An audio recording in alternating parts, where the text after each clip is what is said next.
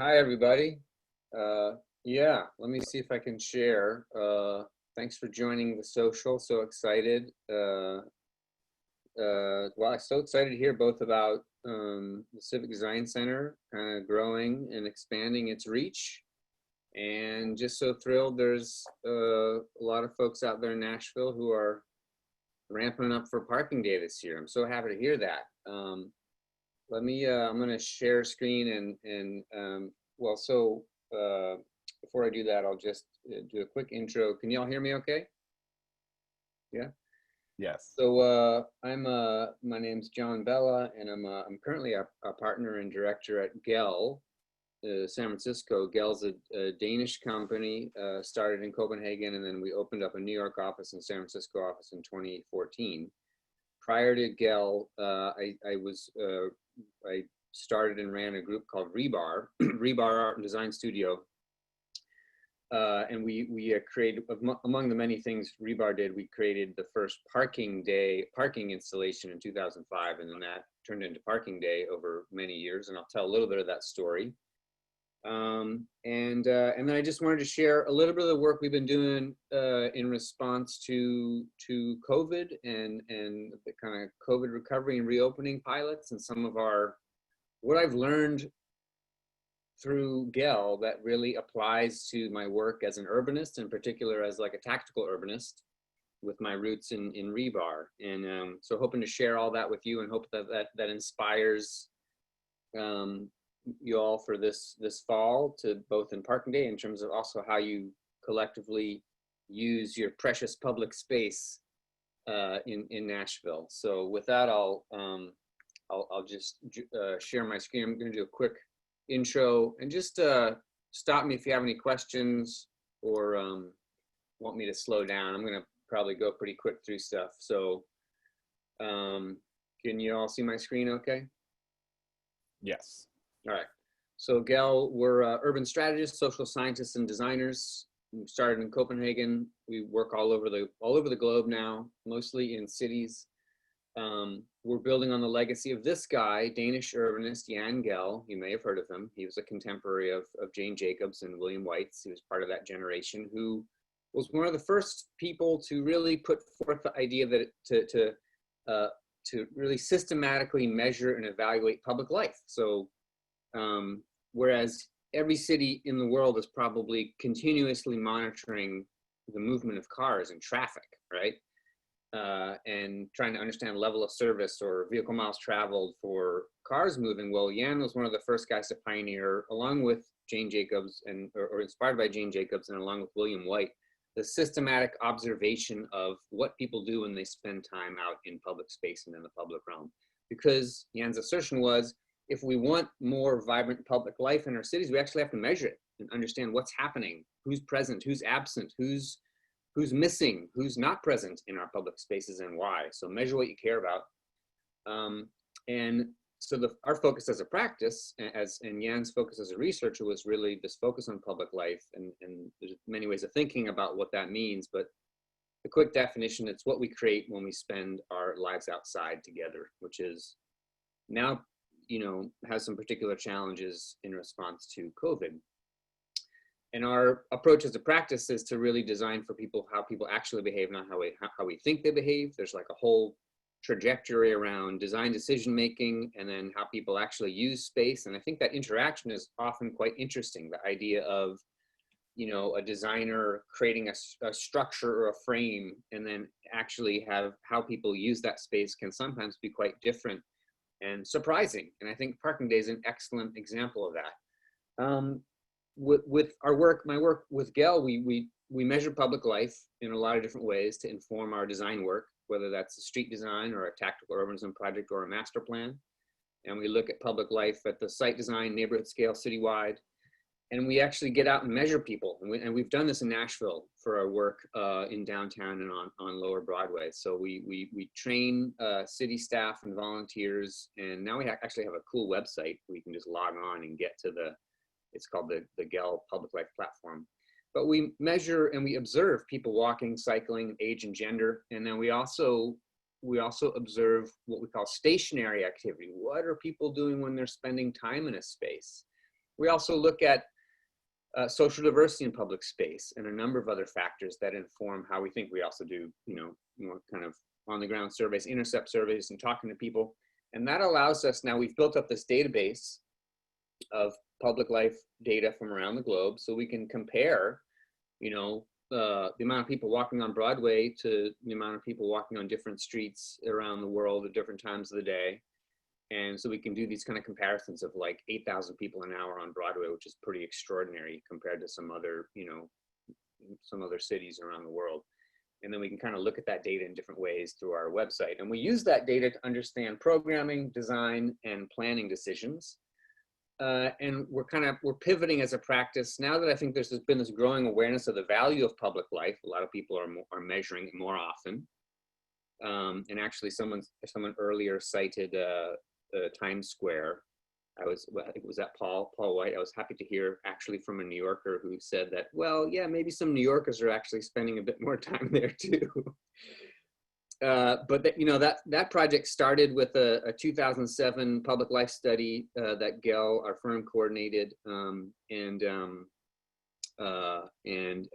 happy to see that it's changed dramatically for the good. And so now that this awareness has grown about the value of public life, we're trying to pivot as a practice, and myself as an urbanist and designer, to what are the most pressing issues facing cities today.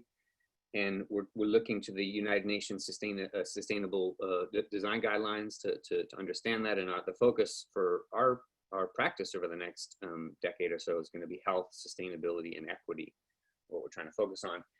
So when we turn, to using public life data to design space, this is the condition we often find, right? You look at a street and the developer cares about the buildings and the public works cares about the street and someone else is looking at the lighting. But we as people experience space totally differently. And so we really try to start in terms of thinking about design by starting with people. So what is happening on the ground? What is the life that we're observing? Who's present, who's absent?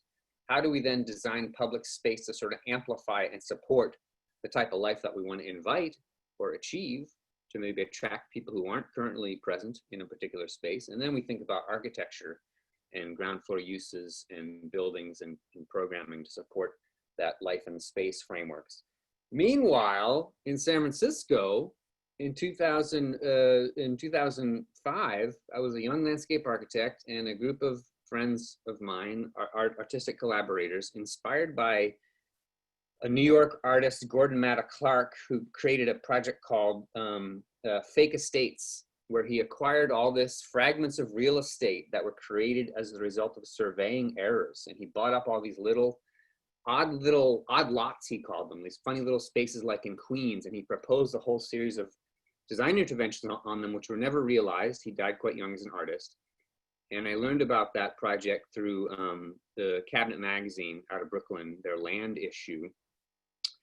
And what really inspired me was the idea that there were these unscripted spaces in our cities, like maybe Nashville, maybe has spaces that aren't totally programmed or designed or planned, commercialized. And so we started seeking these types of areas in San Francisco. We didn't find vacant spaces, because there's not a whole lot of vacant space in San Francisco, but we started to look at parking spaces and realized that, wow, compared to the adjacent kind of property value, the amount of money that you pay to lease this little 8x20 piece of space is a huge subsidy through our subsidy of the private automobile of the use of urban space.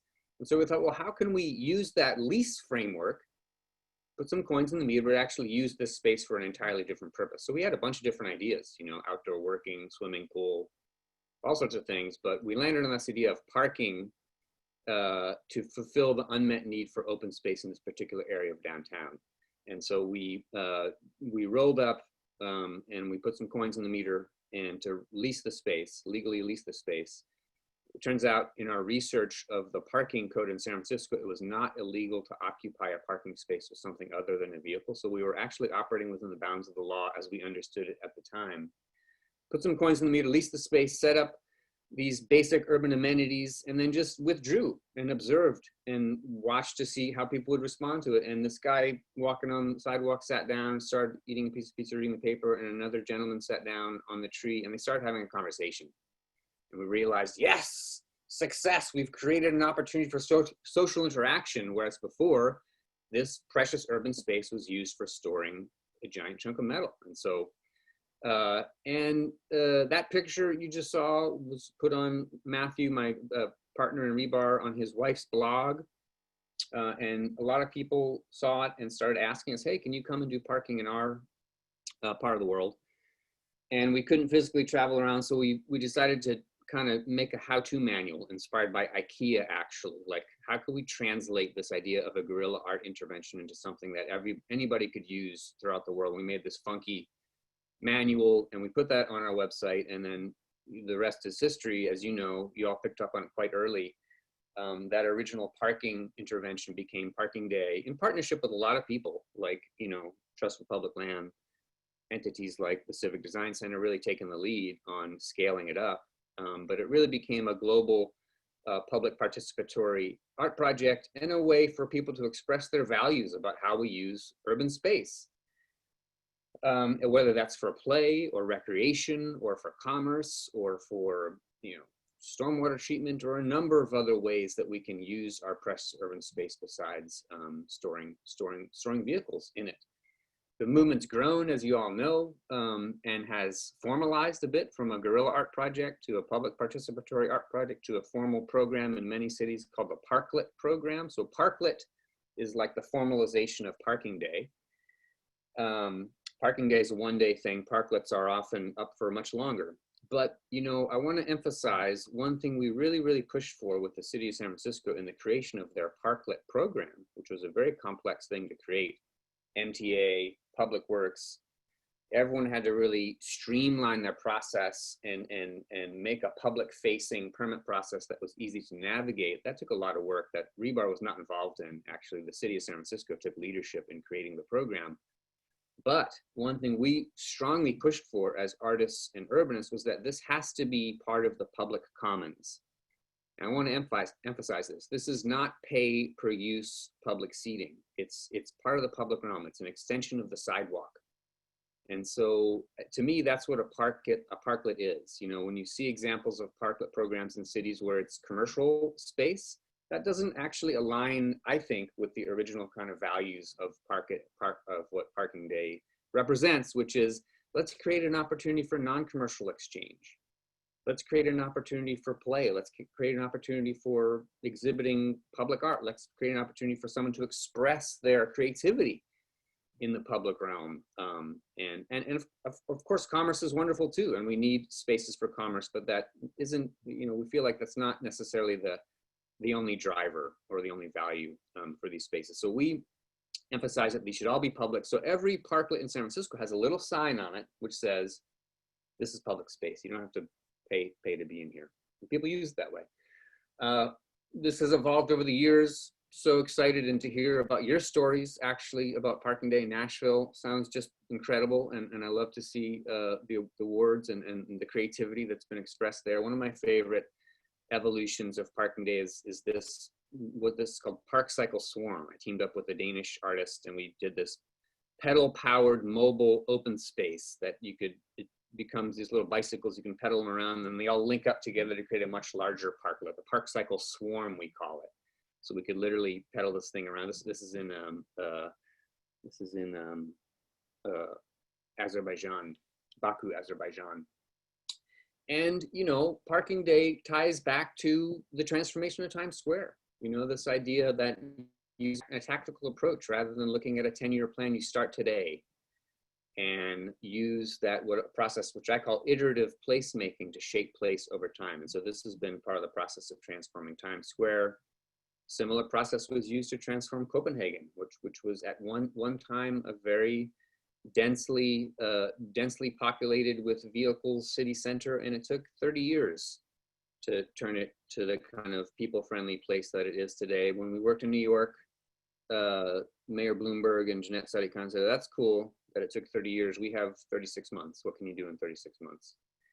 And that's the spirit of Parking Day. One of the things which I think is relevant from Parking Day and tactical urbanism and this approach, the things that I'm continuing to explore as a practice, is this idea of user-generated urbanism. So The idea that you as a parking day designer or park designer create a frame, and then people populate that with their own, wishes, values, intentions, that this, transformation of the parking lane into a public space and then transformation back into a parking space is an example of flexible use of urban space or flexible urbanism. And then the idea that you can use parking day to signal the possibilities that could result in, more significant investment and changes over time towards more walkable and slower streets and streets for people is an example of what I like to call iterative placemaking.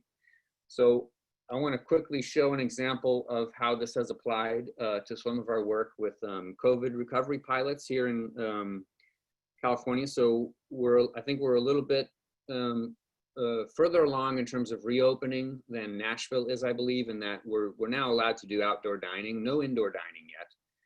But, basically a quarter of the jobs in this country are in food and beverage and in retail offerings. And so it's been an enormous impact, the kind of closure of a lot of our small businesses, particularly on main streets in even smaller cities, and certainly it's true in Nashville. So, there's an important public space dimension to this, but there's an equally important economic impact component of this, which is that a lot of people are out of work. And I think, reopening safely is a critical way to restart the economy and get people back to work. But we got to do it in a way that respects and adheres to physical distancing guidelines. So this is we were hired by the city of Mountain View to do a year-long study of feasibility of pedestrianizing one block of their main street, Castro Street. COVID comes along, and all of a sudden, City Council is considering closing 4 blocks all summer right away to help support local businesses. We said, we can help you with that. And so we helped them with design a concept for the reopening, kind of a design framework, and super graphics and branding, and a framework for user-generated urbanism. So we laid out this basic frame, and then we invited the community participants to kind of fill in components of it, and wanted to use graphics and branding to both communicate important things like physical distancing guidelines, but also where it's safe for pedestrians to move, and where it's actually safe for people to sit and eat, and used a bunch of different materials you're all familiar with probably through if you've done parking day before. So tempera paint, chalk paint, all sorts of different stuff you can use, tables and chairs, signage and info, and lighting. And then another thing that we wanted to emphasize with this one is you got to have a framework for stewardship.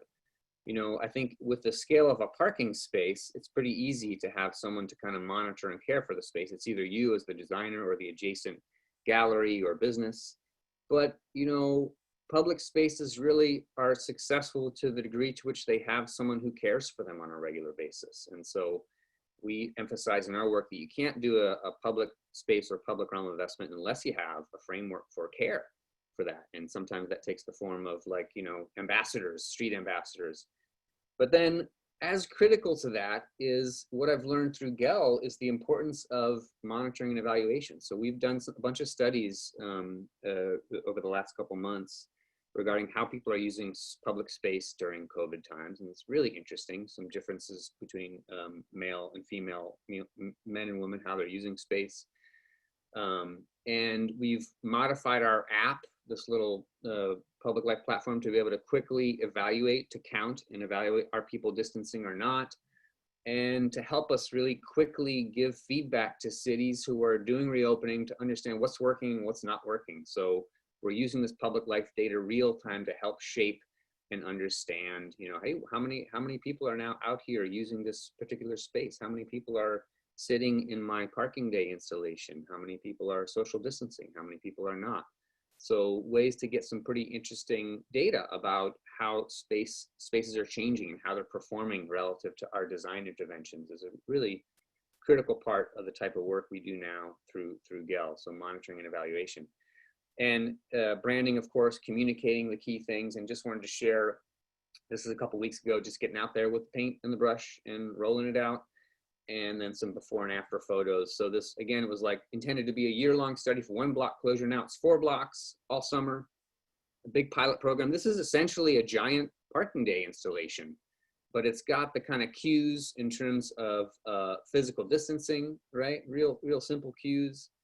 And it seems to be working okay in terms of these are public seats. And then there's some of the adjacent businesses are setting up their own cafe tables and chairs to do table service. Seems to be working okay. And so, yeah, just, curious about this fall parking day, whether it will be an entirely digital event, which I think is neat in terms of submitting concepts for how we use parking spaces in creative ways, but also wonder if, the creative energy that your group has is rounding it can be part of thinking through, a reopening strategy for Nashville that can enable your city to actually reopen safely.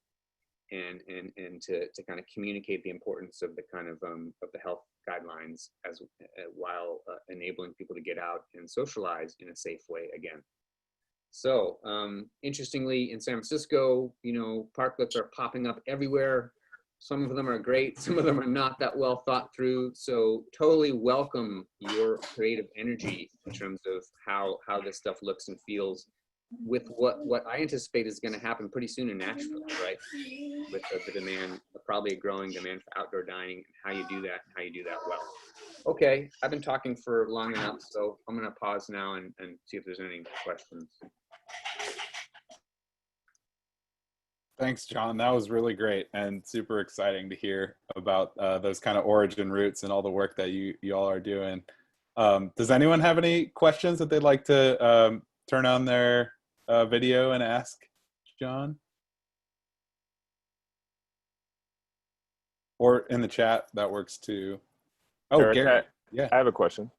Hi, John. Thank you so much. That was great. I was curious about, in dealing with cities, have they been able to utilize the existing parklet permitting process to expand into the streets or more into the sidewalks to increase capacity for restaurants? Or has that been something that you've had to work with cities to rush through and get like a new policy in place? Yeah, that's a great question. And some cities have been just trying to fast track their parklet program.